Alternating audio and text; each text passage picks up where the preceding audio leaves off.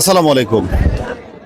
নওগাঁ রানীনগর উপজেলার পুরাতন ঐতিহ্যবাহী তীরমনি হাট থেকে সরাসরি আমি আপনাদেরকে একটু গরুর বাজার জানাতে চাচ্ছি।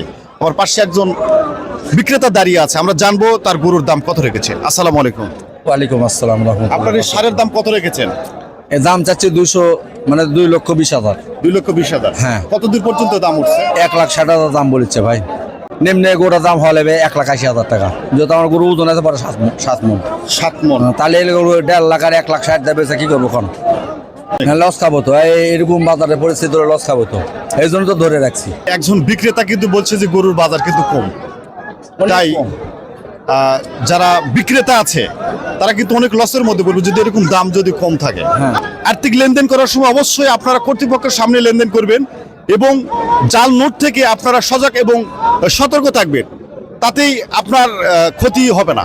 সকলে ভালো থাকবেন। ধন্যবাদ সকলকে। আসসালামু আলাইকুম।